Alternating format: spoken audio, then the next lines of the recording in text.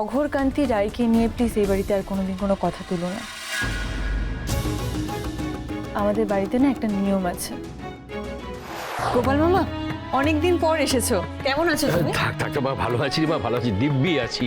তবে আজকে এসেছি সাথীর বিয়ের ব্যাপারে কথা বলতে। তাই?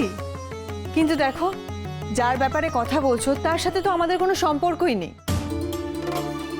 আচ্ছা, এভাবে দাঁড়িয়ে কথা বলবে? চলো বসবে, চলো মা, এসো এসো এসো, এখানে এসে বসো গোপাল মামা, বসো বসো গোপাল মামা।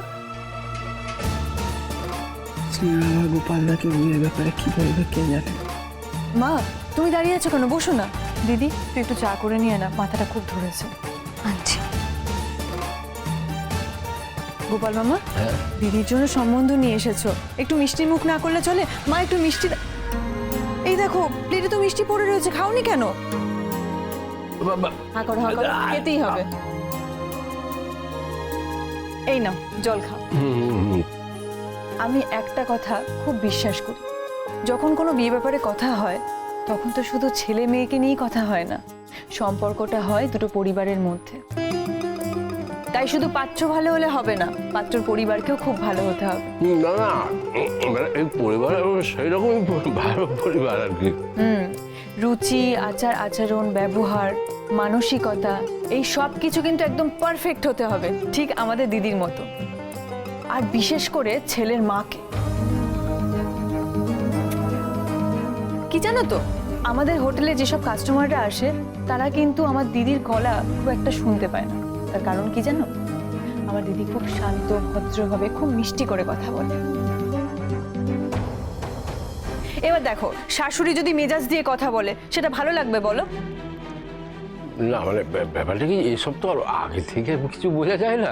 আর তাছাড়া সংসার করতে গেলে মানে ওইরকম একটু খিটিমিটি লেগেই থাকে। খিটিমিটি লাগা এক, আর ভদ্রভাবে কথা বলা কিন্তু আর এক। তাই আমার দিদি যেভাবে কথা বলে ঠিক সেইভাবেও কিন্তু ওই মহিলাকেও কথা বলতে হবে, বুঝলে? বুঝলাম। তুই ছেলেকে ছেড়ে হঠাৎ ছেলের মাকে নিয়ে পড়লি কেন?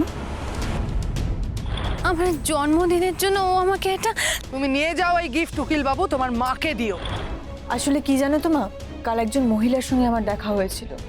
বাবা, কি মেজাজ তার!